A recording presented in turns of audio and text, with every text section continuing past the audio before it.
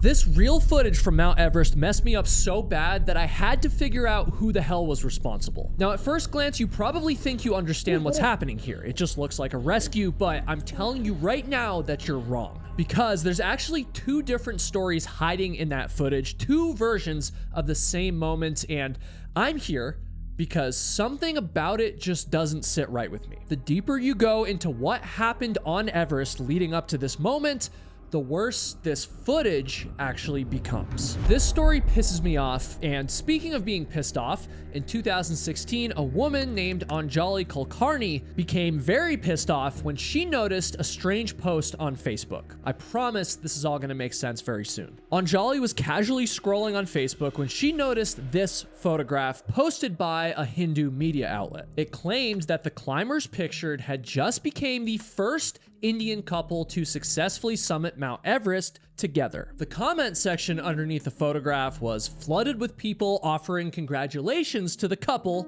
but Anjali felt no such desire to join them.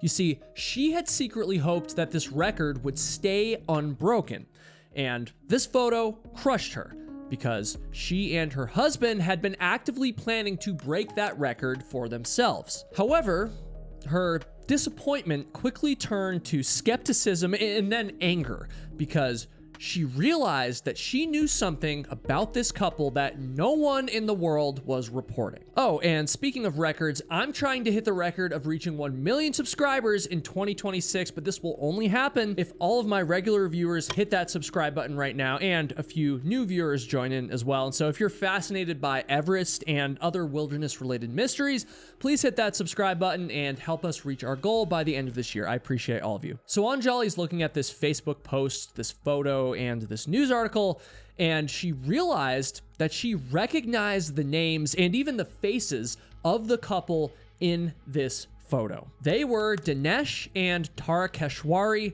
Rathod, and Anjali knew them and had even spent time with them when they were all together in Australia as part of a climbing tour for folks attempting to summit the 10 tallest peaks on the continent. And because of all this time that she spent with them, she knew that Dinesh and Tarakeshwari Rathod were frauds. And now she had to prove it. You need to understand that Anjali and her husband Sharad Kulkarni had both done very well in their professional lives. They actually ran an advertising agency in Mumbai, India. And this business didn't just support their family, but it was also the fuel for pursuing their favorite activity together. That would be mountaineering and climbing. Now, India has a very rich climbing culture with, the Himalayas forming the northern border of the country. And for the longest time, climbing was kind of seen as just like a man's activity. But the Kulkarnis, well, they were different. You're actually going to hear more about everything that made them different all throughout this video, but the main thing was that mountaineering was something they pursued together as a couple. By the time that Anjali saw the Facebook photo and saw that this other couple had broken this record, supposedly, well, she and her husband had already climbed some of the tallest mountains around the world, and they were 2 years deep into training for their biggest climb yet, Mount Everest, of course. Their plan was to work at their company, RX Communications, for another year or so, and then they would retire so they could focus solely on mountaineering together. Now, Anjali and Sharad often took group trips around the world with other Indians, as part of their adventures and their training. They loved the difficulty of these climbs, overcoming obstacles, and of course, checking achievements off of their list. And they took these expeditions very seriously. So seriously, in fact, that they basically had zero room for nonsense, which might have annoyed some of the more casual climbers that they traveled with, such as Dinesh and Tarakeshwari Rathod, the same couple that had supposedly just made history on Everest. According to Anjali's opinion, let's just say that the Rathods liked the glory of summiting a lot more than the actual climbing itself, and the Rathods were apparently willing to cut a few corners in order to reach that glory. For example, during the Aussie 10 challenge, which Anjali and Sharad did with the Rathods, well, Anjali and Sharad documented every single summit that they reached in order to prove that they had actually completed it. While on the other hand, the Rathods, skipped a few of the less noteworthy mountains. At the time, Anjali didn't think to report the fraudulent claim that the Rathodes were making about completing the Aussie 10. I mean, why bother at that point? And so they basically got a hall pass. However, this time we're talking about Mount Everest, and Anjali knew that no one should get a hall pass for saying that they had summited the highest mountain in the world if they didn't. And plus, the Rathodes were claiming to have broken a record that Anjali and Sharad wanted for themselves. And so, sitting at her desk that day, Anjali took out a pen and paper and she began to fact check the timeline that the Rathodes claimed to have followed in their summit trek. She stayed late in the office that night, timestamping the Rathodes story down to the minute, and then she went back to the photographs on Facebook. She didn't comment on them, she didn't share them, she didn't do any of that. She simply took some screenshots and zoomed in for a little bit of a closer look. Anjali's eyes scanned these photographs even more carefully than she had done before, and as soon as she did this, the Rathodes story fell apart right in front of her eyes. That night, Anjali realized that the Rathodes hadn't just lied, but they had actually done something criminal. And now, she needed to act quickly. They say that snitches get stitches, but Anjali clearly didn't care about this because she was one of the very first people to phone the Hindu newspapers, putting her reputation on the line as she basically called out the Rathodes for being liars. She became part of a growing investigation into the Rathodes' claims, and she was even interviewed for a BuzzFeed article in June of 2016. Finally, after 2 weeks of formal investigation, the truth fully came out.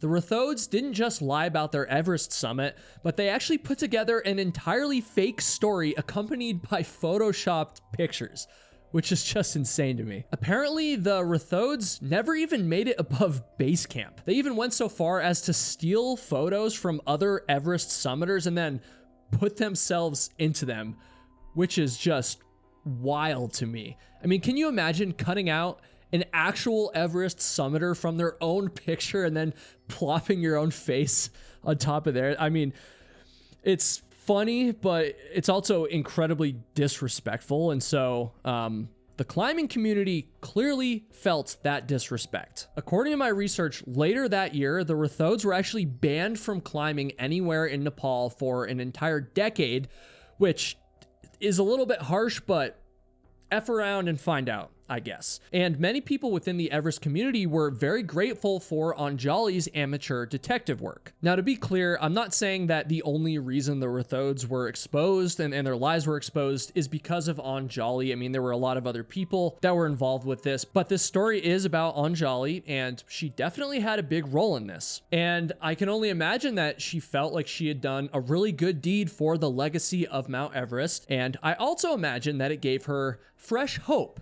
that she and her husband Sharad would one day reach the summit of the world's highest peak together and actually set that record the right way. And as weirdly entertaining as the story of exposing fraud on Mount Everest is, I'm actually telling you that part of the story for a completely different reason.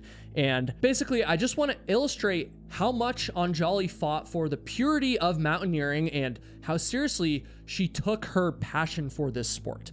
I mean, she was already out there protecting the legacy of Mount Everest, and she and her husband hadn't even climbed it yet. But 3 years later, in 2019, when it was finally their turn to summit Mount Everest, unfortunately, the mountain proved that it didn't care about everything Anjali had done to preserve its legacy. Everest didn't care about the 6 years of training that the couple had put in, or the hundreds of other mountains that they had summited before. Let's just say that Everest had a few surprises in store that would make Anjali and Sharad's climb a living nightmare. Folks, things might have been a little amusing so far, but I'm telling you right now, this story's about to get very dark. And so before we get there, let me just take a chill pill for a second and tell you about something far more fun. Although it's not going to sound like it at first here. So I injured my foot recently and I haven't been able to get outside. And I've literally been making money while sitting on my couch waiting for my foot to heal. And so if you've got a phone and some downtime, today's sponsor is honestly one of the easiest side hustles I've ever found. It's way easier than starting a YouTube channel, which was my original side hustle. It's called Free Cash. It's a free app where you earn earn real money just by playing mobile games, doing surveys, or trying out apps. My favorite app so far has been Casino Roulette Roulettist. You pick an offer, you play it for a bit, and then you get paid.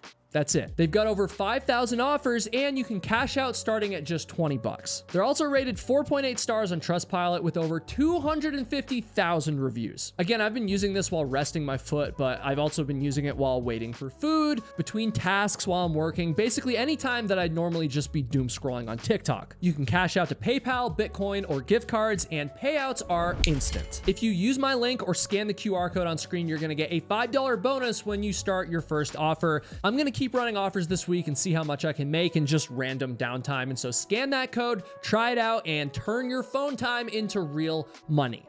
Okay, that was fun, but now let's get back to this dark, dark story. It's now 2019, 3 years after Anjali had exposed the Rathodes, and a lot had changed for her and her husband. They were now officially retirees, but instead of getting fat and lazy, they got into the best shape of their lives. No offense if you're retired, by the way, that was kind of a low blow right there. Anjali and Sharad were more motivated than ever because the Everest record that they hoped to achieve was still unbroken. And frankly, they probably would have been ready to climb Mount Everest the previous year in 2018, but 2019 marked kind of a milestone for Anjali. It was the 30th year that she had officially been a mountaineer. Now, for an Indian woman, this was just a rare achievement, to be honest. Indian women of Anjali's generation weren't really encouraged to pursue that many things outside of the home. That's my understanding anyways. I could be wrong, but it certainly wasn't very common for them to be doing extreme sports like climbing Mount Everest, for instance. However, with several marathons, the Aussie 10 Challenge, and summits like Kilimanjaro under her belt, Anjali had already proven that she was special. But folks, hindsight is 2020, and I say that because I think they might have been better off climbing in 2018 instead of 2019. And for a quick recap, 2018 was one of the stranger years on Everest because it featured an unusually long, calm weather window. For 11 straight days, there was hardly any wind or snow, hardly even any clouds. And the number of climbers who reached the summit in 2018 broke the previous record by over 150 people, and there was very little crowding from base camp all the way up to the peak. But oh, how a year can change things, because 2019 was basically the exact opposite. If you know about the history of Everest, you probably know that 2019 was essentially the year that the mountain broke. When Anjali and Sharad applied for their climbing permits, they didn't know that they were going to be part of the largest group of people ever to be on the mountain. With Nepal and China competing against each other for business, more permits than ever were issued in 2019. And this was all with the hope that 2018's weather patterns would repeat themselves. And I don't think betting on predictable weather at 27,000 feet above sea level is the most responsible move out there. And even though these governments undoubtedly made a lot of money on permit fees, they were now gambling with hundreds of people's lives, praying that Everest's weather would cooperate. And if the weather experts were even slightly wrong in their predictions, it would obviously mean disaster. And as you probably guessed, their predictions were very, very wrong. The headline of the 2019 climbing season thus far was one word: delays. Delays that were caused by inexperienced climbers who probably felt more confident that they could summit Everest because of how easy 2018 looked. Delays because of the need for more resources and more materials because there was more people on the mountain.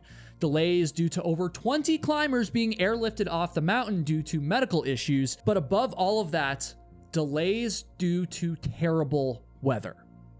Really bad.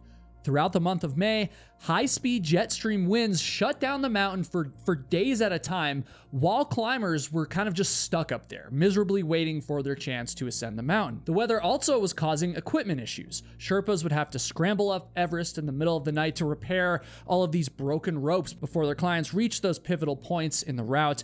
It was just chaotic and dangerous, and it just didn't seem like there was a lot of confidence that very many people at all would be summiting Everest this year. This would have been a disaster disaster for people like Anjali and Sharad, who had invested tens of thousands of dollars for the chance to climb the world's tallest mountain and the chance to break that record.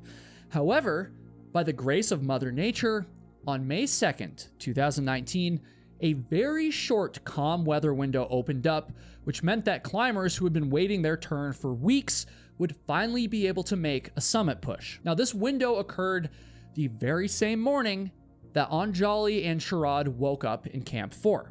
By all reports, the couple was not only feeling good, they were feeling quite antsy to finally reach the summit. They'd been climbing up Everest for over a month, and every single night, the couple would bundle up in their sleeping bags and just talk about how excited they were to finally achieve this feat together. I almost think of it like a date night, but with half the amount of oxygen that you'd normally have. The couple were also both very big planners, and Anjali was even starting to talk about the next climb that they would do together after Everest was already in the rearview mirror. They had already stood atop 3 of the 7 summits, which are the tallest peaks on each continent, and after Everest, they only had 3 more to go. The sun rose on Mount Everest as the first few climbers began to summit the mountain. It was quiet, even a little bit somber, almost as if the mountain knew what was coming for the climbers. The calm before the storm. That's probably the best way to describe it. Now, Anjali and Sharad had these little rituals that they would do before starting their summit pushes. They checked each other's gear. They gave each other last looks before putting their goggles on. Maybe one of them made stupid little inside jokes, anything to calm the nerves. However, there wasn't anything that they could do to prepare for the summit push ahead of them on this particular day. And honestly, they had no idea the hell that they were about to walk into, or I should actually say, wade in. And if you don't know what I mean by that, I just have to show you this. This photograph of the Hillary Step was taken by Nimsdai Purja in the late morning of May 22nd, the same day that Anjali and Sharad were making their summit push. You've probably seen this viral photo before. I mean, it's just ridiculous. It shows over 100 climbers trying to descend from the summit, passing by a literal traffic jam of over 150 other climbers trying to get to the summit. And so if you do the math, which I'm not great at, by the way, that's over 250 climbers crossing through the death zone, which is just insane. I mean, I don't know about you, but this photo just blows my mind, and it's no wonder that as soon as Nimsdai Purja posted it, it went completely viral. Now, I'm sure that a lot of you know this already, especially if you've watched other Everest videos that I've made, other stories I've told, but long delays like this aren't just annoying. They're not just an inconvenience. They are deadly. This photo doesn't just mean delays, it literally means death. And the craziest part is that all of these people were attached to one safety line, which is at least what I researched. Is that actually true? Because that's insane. By the late morning, Anjali and Sharad hadn't even reached this nightmare traffic jam yet. They were a part of an even later group set to summit, and so this disaster of a crowd and delays and lines, well, this is what they were walking into. The average time from Camp 4 to the summit and then back down is roughly around 10 hours. And taking any longer than that means that your odds of making it out of the death zone alive plummet. Up in the death zone, every single minute that you wait could potentially cost you something that you can't ever get back. And so keep that in mind while I tell you that on this day of Mount Everest history, the average turnaround time was pushing 18 hours. And in case I haven't made it obvious already, well, this isn't just like being tired on a hike, right?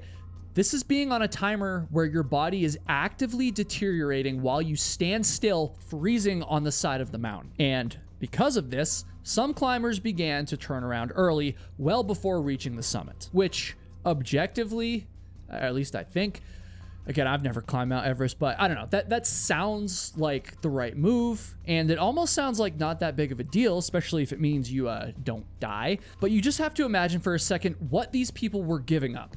They were essentially abandoning their dream of climbing Mount Everest, reaching the summit, and essentially sinking the cost of their entire climb. Again, this is incredibly expensive. Like, that is a very difficult decision to make, but it goes to show that So many of these climbers were genuinely afraid. I mean, maybe they were running low on supplemental oxygen cans, or maybe they were feeling claustrophobic, or they were just skeptical that everyone waiting in this line was actually going to be able to reach the summit. Now, I wish, as sad as it would be, I wish that Anjali and Sharad had turned around, but that's not what they did. They were on a mission, and if it meant that they had to wait in line a little bit, then they would wait. Maybe they were thinking of the Rathodes. Maybe Anjali was just so determined to summit Everest the right way that she wasn't bothered by the challenges that they faced on this particular morning. Or maybe she was just so focused on the record that she and her husband were chasing together. Either way, they kept moving. Slowly. And they did eventually make some progress. However, just before the Hillary step, things started to take a turn, we'll say. Sharad noticed that Anjali was no longer by his side. He turned around to see his wife kind of catching her breath, and she gave him a quick hand gesture, basically kind of just saying that he should go on further without her. And this was almost like nonchalant, kind of like how married couples know what each other means even without actually saying any words at all. This is a very important moment in the story, and there's actually a fork here with two competing versions of what happened next. And so I'm going to go ahead and give you the first version of the story, which has been reported more popularly, and then I'm going to tell you about this second story out there. So according to this report, Anjali gave Sharad the hand wave, and Sharad continued up into the Congo line, right? But a few moments later, as he realized that his wife was no longer with him, he kind of like nervously looked back. And sure enough, there was Anjali hunched over with their Sherpas. And so Sharad waited for Anjali to gather some energy, and together they entered the line and continued waiting their turn to summit Everest. Hours passed by. And to be clear, I'm not talking about minutes that felt like hours. I'm talking about hours that felt like days. That was actually clear, right? Probably not, but this line was painfully slow. That's obviously what I'm trying to get at. There was zero talking between Anjali and Sharad during this wait because every bit of energy that they had left had to be focused on the summit. And folks, even though the views around them, the scenery was absolutely stunning, obviously, this was not a pretty scene at all. Climbers were fainting all around them, yelling at their guides about the long wait times, and sucking down as many canisters of supplemental oxygen as they possibly could. Imagine just standing there for hours watching this go on. I mean, it's just brutal, but after over 12 hours ascending Mount Everest, and a lot of that spent waiting in line, Anjali and Sharad were finally hand-waved up by the Sherpas, and for the first time in over a month, there was no mountain left to climb. The couple stood atop the summit of Everest, the highest mountain on Earth. Advertising agents, parents, and now Everesters. Oh, and record breakers. Pretty freaking cool. This was obviously an amazing moment. Their shared dream had finally been achieved after so many years in the making. The headlines in Mumbai would surely celebrate them as heroes, just like they had done when the Rathodes faked their Everest climb years earlier. This should have been a literal high point of their entire lives. But before Anjali and Sharad could even let that feeling set in, they had to make sure that they avoided becoming part of a much more brutal headline. And so they began to descend. This is where I'm sure they wished that they had somehow saved more of their energy for later. The line down the mountain was almost as slow as the line up, as climber after climber clipped and unclipped from the narrow rope on the Hillary step. Sharad was laser focused on getting down the mountain because he knew that they had hardly any supplemental oxygen left, especially with these delays. I'm sure they went through way more of it than they anticipated. And so he looked back at Anjali once again, who was doing her best to keep up, and once again, she waved him on without saying a word. She would catch up. But maybe Anjali should have said something before Sharad continued down without her, because just moments after Sharad disappeared from her sight, Anjali started breathing heavily. Her Sherpas asked if she could even continue on, and in response, she collapsed into the snow. She was horizontal, laying on the icy face of the mountain, and usually when this happens, Other climbers on the mountain are like forced to step over the person, unclipping and then reclipping themselves to the fixed ropes. But this time was a little bit different because just a few moments after she collapsed, a passerby pulled out their phone and they hit record, almost like they were documenting something that just looked wrong. And before I show you this footage in full, I mean, you've already seen parts of it in the intro, but it's not gory, it's not graphic, but that doesn't mean that it's not disturbing. It shows Anjali Kulkarni clipped into the safety rope, trying to like regain her footing. I mean, you can even see her balling her hands up and releasing them, like she's trying to keep any feeling that she had left in them. The two Sherpas positioned above Anjali are trying and unfortunately failing to pull her to her feet. This video blew my mind. I mean, it's just shocking. She just looks so helpless, and the Sherpas are definitely trying to help, but maybe not in the best spot to do this. And right here is where it's important for me to tell you the second version of what might have happened to Anjali. So remember how earlier in the day, before the crazy line at the Hillary step, Sharad was kind of waved on by his wife to continue up, right? Well, this second version of the story, which was reported in the publication Indian Express, claims that Sharad didn't wait for Anjali to catch up.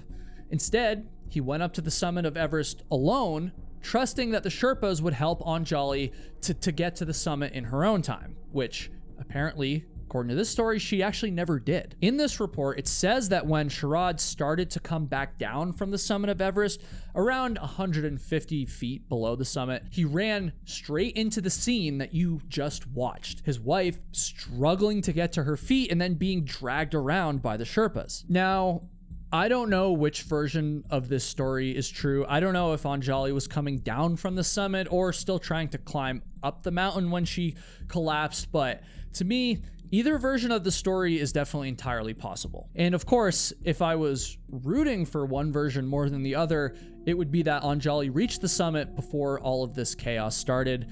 But I don't know, because when I watched that video, it's possible that her Sherpas were still trying to get her up the mountain. Like they're kind of pulling her up, which would obviously be terrible, but I mean, I don't know what happened, obviously. And you also have to remember that over 250 people had crossed through the death zone on this particular day. Sherpas are almost always the heroes in the stories that I cover from Mount Everest, but it just seems like on this day, they were maybe a little bit more overwhelmed than they would have liked to be, and, you know, that's not their fault. Look, whether Anjali was coming up the mountain or coming down from the summit, it really didn't matter, because now, in this moment, she was most definitely not going anywhere. And as the afternoon turned into evening, things were looking worse and worse for her. She stayed on the ground despite the Sherpas' efforts to drag her down the mountain, and panic officially started to set in. The Sherpas had to try to get Anjali back to Camp 4, but of course, getting a person down Mount Everest is way easier said than done. It's extremely dangerous to just exist in the death zone on Everest, let alone carry an entire person. And while, yes, Sherpas are paid to bring their clients down the mountain safely, I think we could all agree that they shouldn't have to kill themselves in the process in order to achieve that. Each time the Sherpas tried to inch Anjali down, they realized that she was becoming heavier and heavier. The altitude sickness and exhaustion that Anjali was experiencing was so severe that she was starting to float in and out of consciousness, unable to take in any further supplemental oxygen, unable to stand on her own power. As hard as it is to say this, I mean, I'm just going to be blunt. She was essentially dead weight at this point. Dead weight in the death zone. Now, there's mixed reports about whether Sharad was by Anjali's side during this whole ordeal, but anyone who was around Anjali at this time would have known that there wasn't much that they could do. As the sun went down, Anjali's body started to relax. She even started to feel a little bit warm. And maybe that sounds a little comforting, but you know where I'm going with this. That just meant that the end was near. And so Anjali Kulkarni took her final breath that evening, about 20 hours after she and her husband began their ascent. The Sherpas had to leave her body on the mountain and then return for it a few days later. And while this was tragically the end of Anjali's story, at least her story on Earth anyways, it's not the end of our story or the story of what actually happened on Everest on May 22nd and during the days that followed. If it looks like I'm struggling to get through this a little bit, I honestly am, because it just doesn't sit right with me that Anjali died in such a brutal way. I mean, of course, she and her husband knew the risks of climbing Mount Everest, but I just find myself pissed off, honestly. And I don't even really know who I'm supposed to be pissed off at. And clearly, this emotion was shared by a lot of other people at the time, because just a few days later, this story, the story of what went wrong, began to come together all around a shocking number: the death toll. So during this period where people had the green light to summit, which was only about 5 days between May 22nd and May 27th, 2019, 9 people died. And while that number is just shocking and crazy by itself, the crazier part is that pretty much everyone on the mountain chalked up these deaths to one factor. A factor that you've probably already been mulling over in your head, a factor we've talked about for a lot of this video: the delays, the long wait times. And this just pisses me off. And it sent shockwaves across the Everest climbing community. Clearly, they had gotten it wrong. The weather did not cooperate with the government's plan to put as many people on the mountain as they possibly could. And now they had to pay for it in body retrieval efforts. Again, everyone who climbs Mount Everest knows the risk that they're taking, but it's still just crazy to me how this dream of summiting the mountain can be corrupted by so many other factors that are out of the climber's control. I mean, Anjali and Sharad were some of the purest climbers in the sport. As a couple, we also know that they did everything together, that they had a ton of experience. And by the way, I don't want to hear anything about if Sharad abandoned Anjali, because if you know their love story, he would never have actively made that choice. To me, it was the chaos of Everest in 2019, the year that the mountain broke, that made people almost forget who they were, and definitely made climbers forget what they were up against. It's just so sad to me, man. And speaking of Sharad, what he did after this tragic loss of his wife, even months and years later, might be the most heartbreaking yet inspiring part of this story. It might be the only inspiring part, honestly. After 2019, you might think that there would be a bunch of investigations and lots of reform and restructuring, but 2020 was, as we all remember, a lost year for everyone, including people on Mount Everest. And so by the time 2021 rolled around, the same issues were once again appearing on the mountain. Long lines at the Hillary Step, short summit windows, overwhelmed Sherpas, all of that stuff. And even the best rescuers in the world can't fix a system that's overloaded like this. It's almost like everyone just forgot about the tragic events that happened in May of 2019. Not just the events of Anjali, but the other people that died as well. However, while people might have forgotten, the mountain most definitely did not. And that's the key, which is sort of why, to me, it doesn't actually matter if Anjali officially, formally reached the summit that day. Like, I don't really care about the record books for 2019. Obviously, it's great for those who did summit Everest, but in the year that Everest broke, Anjali was an Everest climber who cared about the purity and the legacy of the mountain that she was climbing. And so, to me, she climbed that mountain that day. Whether she did or didn't break that record she cherished so much, she climbed the mountain and she did it the right way. And as for Sharad, well, after losing his wife in such a horrible way, well, he had a choice. Would he let the devastation of losing Anjali on Everest be the end of his climbing career? Or would he say hell no and get back out there? And you're probably not surprised to hear that Sharad dedicated the rest of his climbing career to the memory of his wife, and just 7 months later, he stood atop the tallest peak in South America, Aconcagua. And then in 2022, he didn't only complete the 7 Summits Challenge, but he also climbed Mount Vinson in Antarctica, which is just completely badass. And then finally, in 2023, Sharad returned to Mount Everest. Now, he had, of course, already summited it officially once, but for him, reaching the summit, in 2019 was obviously overshadowed by what has to be the lowest point of his entire life when he lost Anjali just moments later. And so for Sharad, 2023 was his chance at redemption. But predictably, 2023 also proved to be an insane year on Mount Everest. Over 1,200 people pursued the summit, once again breaking records. And on top of this, the spring season proved to be the deadliest in history. It almost seemed like Sharad's Everest climbs were just cursed, right? But in a testament to his strength and his skills, Sharad carried the memory of his wife with him. He persevered, and on May 23rd, 2023, he reached the summit of Mount Everest for the second time in his life. Sharad sent out a prayer to his wife, wishing that she was there alongside him before safely descending the mountain. Oh, and for good measure, Sharad also broke a record with this climb as he became the oldest Indian to ever summit Mount Everest. From what it sounds like to me, Sharad was able to make the best of a truly horrible situation.